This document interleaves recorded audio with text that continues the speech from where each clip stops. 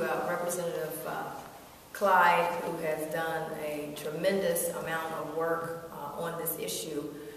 Many of you have seen she and I, along with other members of our Democratic caucus, come before you on countless press conferences asking for various proposals dealing with the issues of voter suppression and voter disenfranchisement.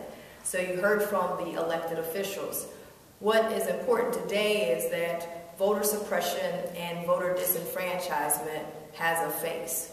And so what we wanted to do today was bring individuals up here from one of the districts that has experienced what we have talked about, voter suppression, voter disenfranchisement, showcasing a race that currently has not been decided that happened in 2010.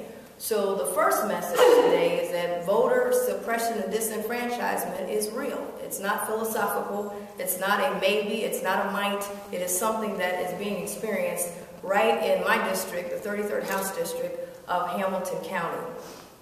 Secondly, behind me today, you'll hear in a few seconds, a few moments from a person who is a citizen of Ohio, who filed the right paperwork to run for office, did all the right things as you do when you run for office, and running and getting volunteers and working long hours and all those kinds of things. And a lot of people got to the polls, and unfortunately it's a race that happened in 2010, and she is still waiting to hear when will these votes be counted, when will we have a decision on who won that race, and you will hear from the candidate.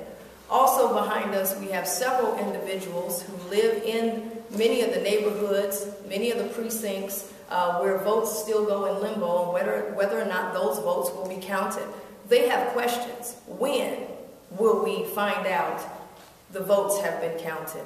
And they have participated in that election process in 2010. Behind me also stand people who represent organizations, members of the NAACP, members of churches in their communities.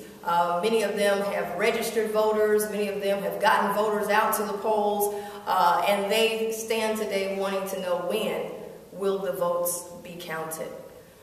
This is a major issue in Ohio, and you have heard several proposals and several remedies over the years that members of our caucus, along with Representative Kathleen Clyde and myself, have tried to put forward. But the question becomes, what can be done today?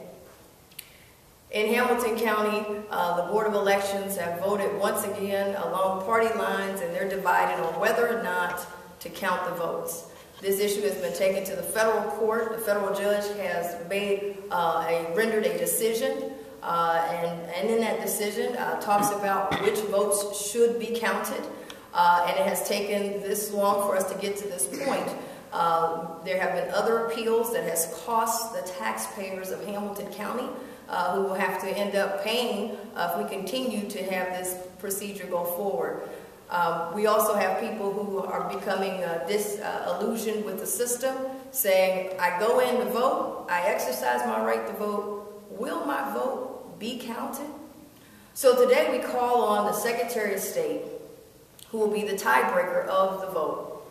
We call on him today to do what he can do today, which is vote not to appeal this decision, to uphold the decision by our federal judge, Judge Susan DeLotte, to allow those votes to be counted and allow the voters of Hamilton County to finally get some resolution to who will be our juvenile judge, to be able to have that position filled and be able to have that person report to work and be able to service the taxpayers of Hamilton County.